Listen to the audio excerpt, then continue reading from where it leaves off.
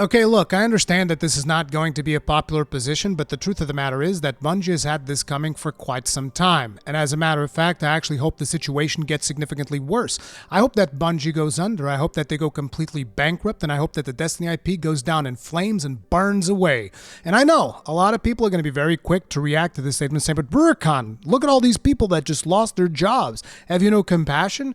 And the reality is I have plenty of compassion. I do not wish for these developers to go through the financial hardship that they are going through.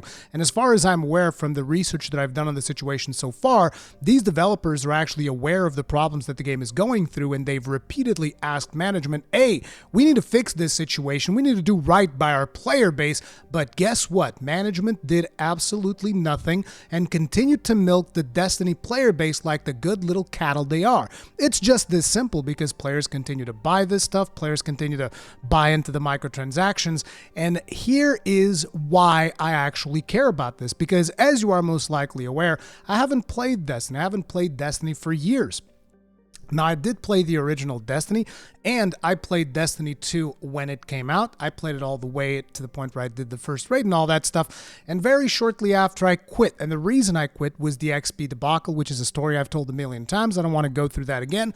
But basically, Bungie were caught in a lie where they were nerfing players' experience gains over time. They doubled down on the lie and then eventually were forced to admit, yeah, we were actually doing that. And that just told me so much about the company culture, wherein they're willing to just flat out lie to their player base about underhanded tactics that they are doing even when they are caught, and it just kind of like revealed their hand. I was never able to trust Bungie after that, and to be honest, I feel like most people should have caught a glimpse of that and they should have been like, hey, this is completely unacceptable. We're going to be dipping out. So as far as I'm concerned, what is happening right now should have happened a long time ago. And I know this game is super popular, and this is the reason why I care. It is because it is popular, because a lot of other publishers are looking at the business practices that Destiny 2 is getting away with, and they're like, oh man, look at what they're getting away with it, dude. They're selling dungeons separately from their campaigns, bro. Look at all this monetization. Look at all this stuff they're getting away with. And they will basically follow suit, and they will do their own monetization schemes accordingly, which is something that I most definitely don't want to see in the industry. And this is the reason why I believe that if Bungie goes under, it can potentially be a positive on this industry, because it can become a cautionary tale. Because as you can see, finally, the Destiny player base appears to have had enough, which has caused a massive decrease in revenue in this game to the point where they were forced to fire people. Now, once again, I do not like seeing developers lose their jobs, especially in a year like 2023, where it was one of the best years in gaming for like the last decade or so, give or take. Like, I think 2017 was also friggin' fantastic. But like, this has been one of the best years in gaming for a very long time. And in that same year, we're constantly seeing layoffs after layoffs after layoffs of the people that are actually the talented individuals responsible for the success of this industry. And this just illustrates that the people up top in a lot of these companies, they actually have no clue what the hell they're doing. And this right here, this situation is a prime example of that. So let's actually talk a little bit more about what's been happening. We have a report here from Paul Tassi. Now, Paul Tassi, for those of you that are not aware, this is from Forbes, but Paul Tassi is a dude that I followed some of his work. He is someone who constantly plays Destiny 2. He covers everything about Destiny 2. Whenever there's a piece of news about Destiny 2, he is in there. So he is someone who is in the know. And he also knows people in the industry, which is where he's gotten some sources to talk to him about this particular situation. So let me just tell you about how scummy Bungie has handled this. And if seriously you're still defending Bungie after all this, then you are just insane in your head, okay? Look at this. Some employee benefits expire at the end of the month. Now, this means that being fired on the 30th means that you get 1 day of coverage for benefits.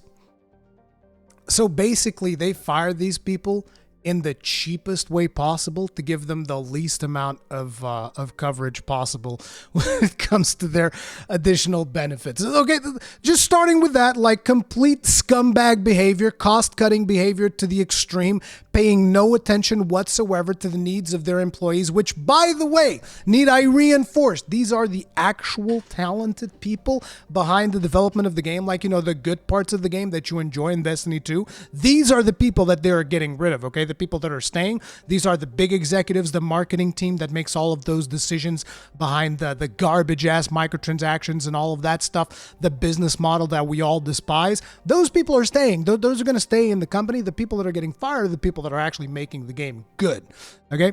Then you also have many employees had unvested shares as a result of the Sony deal that mandated they stay with the company a number of years afterwards to collect. So for those of you that don't understand what is happening, when the Bungie was bought by Sony, some of the employees were given option to buy stock in the company, but it required them to actually stay with the company for a certain amount of time.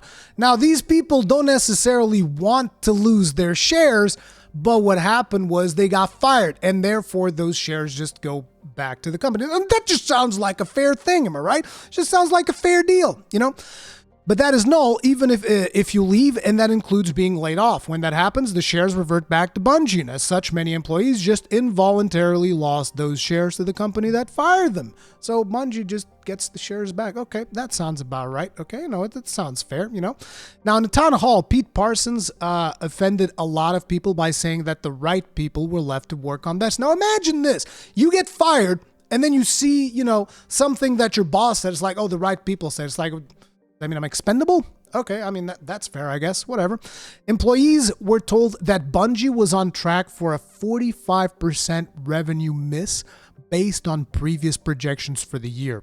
It's unclear if the estimates were too high in the first place. I'm hearing they were unrealistic. 45%. That is how much power players actually have, which is interesting because a lot of times, whenever situations happen where, a game does something that you don't like, particularly a live service game, they do something that you don't like. And players just they throw their arms in the air. It's like, well, there's nothing I can do. Huh, there's nothing you can do? I'd say a 45% revenue miss appears to be something that the Destiny player base finally did. After years and years and years of abuse, they actually rose up and they said, you know what? Enough's enough. I think we're kind of done with this. Lightfall, which is the most recent expansion that they released, was a big negative turning point. While achieving a whole lot of players at launch, it was Steam's highest concurrent count since Destiny 2 launched on the platform. Extremely poor reception to the expansion reverberated throughout the rest of the year, and player engagement fell off hard. Good. That's exactly what you should do. I don't like this game. You know what I'm going to do? I'm going to stop playing it. Dude, if only we did this more often, that's what I did. The moment the XP debacle happened with Destiny 2, I was like, okay, peace, I'm out. Does that mean I don't like the game? I love the game. I think the Destiny 2 still has the best gunplay I've ever experienced in a video game. I know a lot of people are going to be like, oh, but Call of Duty. I don't like Call of Duty's gunplay. I don't care. Okay, I don't care. I don't care. Okay, it can even be better. I don't care. To me, the best one was Destiny 2. Destiny 2 has the best gunplay I've ever experienced in a video game. That's where I stand, okay? And, even then, I liked the gunplay. I liked the overall gameplay loop. I liked everything about it. I quit. I was like, dude, I'm out. You guys are going to be scumbags about this? I'm out. If only more people did this, we would be so much better in this industry, but it just so happens that people don't. Employees were told player sentiment was at an all-time low, something the employees themselves had been saying for a long while. They had begged their bosses to make changes that players would come back for, many of which were rejected. So the developers were aware, which makes these layoffs just doubly as punishing because it's like, we know what's wrong. Let us fix it. And management goes like, nah, I don't think we will. And then we also have the previous delay of finals shaped for 4 months. Expansion pre-sales are low, and the expansion is looking good, not great, according to insiders. Oh, just wait until the monetization schemes come out. You're going to love that. Additionally, speaking of revenue, many employees have been upset about Bungie's investment in a sprawling, expensive new 200,000 square foot headquarters in Bellevue that has cost tens of millions to build, despite Bungie relentlessly plugging themselves as a leader in remote work. Bro, embrace remote work. Let people work from their homes when that is a possibility. And when it comes to development, it is most definitely a possibility. I'm not saying that you can just stay at home the whole time. I think that there should be situations where you're expected to go to the office, but not every week. You know, organize yourselves. It's like, hey, listen, I'm going to go work on this level. Let me figure out this situation and, update people through Discord or whatever it is that people use. They use a different version one, which I forget the name of, but you guys know what I'm talking about. Just collaborate remotely. It ain't that hard. Then the final point that Paul Tassi makes is there's also just bad luck. While this may have been a down year for Destiny 2, no matter what, this is also a wild year for game releases, with dozens of top-rated, extremely good, often very long games being released almost endlessly. It is a year that offers an enormous amount of alternatives to an aging 7-year-old live game like Destiny 2. Here's the situation, though. If you are doing a live service game, and your content is good, people come back. Look at Final Fantasy XIV. People keep coming back to that game. Yeah, sure, there's some people complaining about it. It's like, oh man, I can't play the game like 24/7 like I used to. Yeah, you're not supposed to. But the content is still there, and people will keep coming back. People are excited for the Dawn Trail expansion.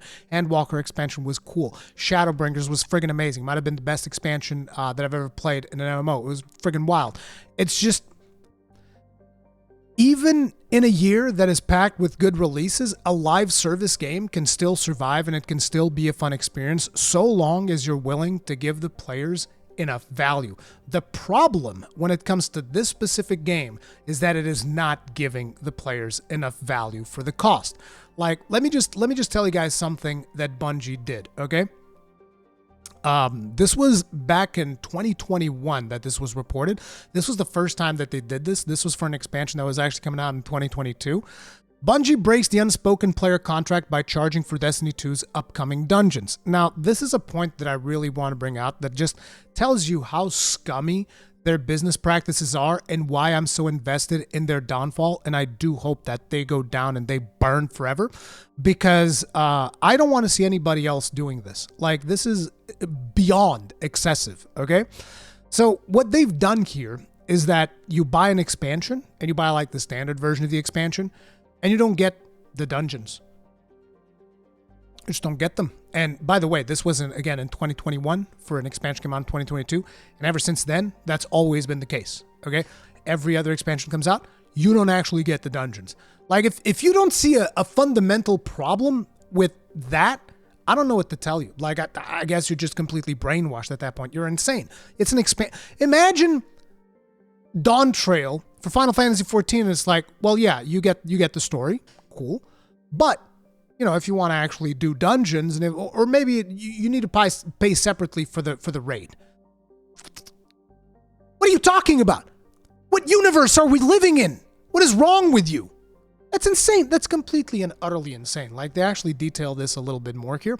Previously, dungeons were just a part of the package. You pay for Forsaken, you get Shattered Throne. You pay for Shadowkeep, you get both the Pit of Heresy and the Prophecy. The expectation from players was that paying for the Witch Queen would provide access to 2 new dungeons coming in 2022. But suddenly, that is not the case. As a matter of fact, I think that the subtitle here is the best thing that this article has done. Bungie is altering the deal. Pray they don't alter it any further. For those of you that are maybe a little bit on the younger side, that's a Star Wars reference from The Empire Strikes Back. God, I love those movies. Anyway, Bungie, earlier yesterday at some point, they put out, was it yesterday? Yeah, it was yesterday. They put out the traditional, oh, we're sorry JPEG. The whole thing that a lot of companies put out. They say, oh, we're so sorry about everything that we've done wrong. We're so sorry. Please forgive us. Come back. Keep playing our game. Otherwise, we're going to fire some more people. Anyway, they say, we know we've lost a lot of your trust. Destiny needs to surprise and delight. We haven't done this enough, and that is going to change. But it's not. You guys are like, what do you mean it's not, Rurikhan? What are you talking about? Because you see, they have a mantra of not over-delivering. Okay? Beware of over-delivery. You're creating patterns. So this is a concern that they've put out during some game developer conference at some point. And by the way, a lot of people are quoting this out of context. I'm going to give you the full context. The full context of this is they're saying you got to be careful when you put out too much content for players, because then that becomes the expected thing for the next expansion, where maybe you won't be able to deliver as much content. You know, I think that there is a lot of discussion to be had when it comes to this specific topic, but the point is, how exactly are you going to, surprise and delight without breaking your mantra of not over-delivering stuff for players? It's quite simply not going to happen, okay? Forget about it. And to be honest, like I said, I hope it doesn't happen. I hope you guys go under. I hope you burn, because the only thing left for this company is more scummy moves like this. Because here's what happens. Right now, they've missed their revenue, and they're already brutally monetizing their game, right? And even with the brutal monetization that they're doing and the disgusting business practices that they're doing, milking their player base dry, they still missed their expectations by 45%. What do you think is going to happen? You think they're gonna, let's do right things by the player base and they'll come back and give us more money? No, they're gonna milk the few people that are left even harder, because that's always the way that it goes. It never changes. Listen, let me tell you guys something, okay? As someone who has been deeply invested in a publisher before, as you guys may or may not be aware, I've always followed Activision Blizzard. As a matter of fact, I'm probably still going to watch BlizzCon today. I don't give a damn. I'm going to watch it just because I'm curious about it. I can't stop looking at that train crash, right? But the point is, I've been very invested in the potential the potential arc of Blizzard where they get their redemption. I'm like, I want a redemption arc for Blizzard. I really want them to pull through, right? And Blizzard just keeps disappointing. They keep milking people dry and giving them less and less and less. And that's what they're going to keep on doing, because people just accept whatever bullshit they feed them. Okay? So when I'm talking about this Bungie situation, trust me that I have experience over many, many years of looking at what Blizzard has done as someone who used to be a Giga Blizzard fan, just basically waiting for their redemption arc. And I'm still waiting, and it still hasn't come. And guess what? Your Bungie redemption arc is also not coming. And the best thing that Bungie could do for this goddamn industry is crash and burn and serve as a cautionary tale for what happens when you don't heed your player base. Maybe that would put a little bit less hubris into a lot of the publishers out there that are doing some really shady monetization bullshit, because that's what they need. A friggin' cautionary tale. This is disgusting. And by the way, here's just another thing. As I was looking up this situation, I figured I would look over. This is a video from cbgray, who is a Destiny 2 content creator. It's 11 minutes long, and I would actually recommend all of you that actually play Destiny 2 to watch this video. I'm going to link this in the description of my own video, but basically this is a video that just goes over all of the things that you can't really do in Destiny 2 anymore because they were removed. And the most hilarious thing to me was, like I told you earlier in this video, I did play Destiny 2 in the past, okay? I played it, I did the raid, I did all of that stuff, and I had a blast, okay? I had a blast playing the game. The interesting thing is, all of the things that I've played, they're not even in the game anymore. They've been removed. As a matter of fact, they've removed so much content for this game that it should be illegal. I'm not even joking. It should straight up be illegal, because, I've paid what? I don't know how much I've paid for the bits that I've played of the game, but at the very least $70. I've paid $70 for bits of the game that don't friggin' exist anymore. They're gone. What do you mean? How is that acceptable in any way, shape, or form? Are you insane? And by the way, listen, the video is 2 minutes and 45 seconds in, and they already mentioned the stuff that I said that, all of the things that I've played in the game are gone. There's still 8 more minutes, give or take, left of content that is still going to go through that has also been removed. That's insane. And by the way, these 2 minutes had way more stuff than just the things that we're talking about, okay? That's the amount of content that's been removed from this game. And it's just like, look, the business practices that this company is engaging in, I just hope that they burn. Just crash, burn, die.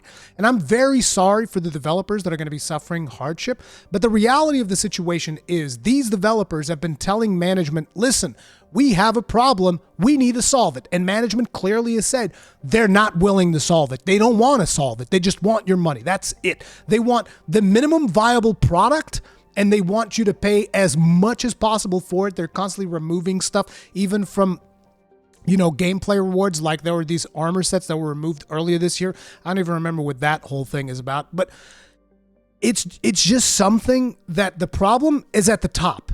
It's at the top, and the layoffs are not going to fix it, and it sucks for people that are getting laid off. But dude, this company needs to go. They just got to go. They just got to go and serve as a cautionary tale for everybody else. And that's where I stand in this situation. I'm very sorry if you're a developer that's been affected by these layoffs. I hope you land on your feet. I really do.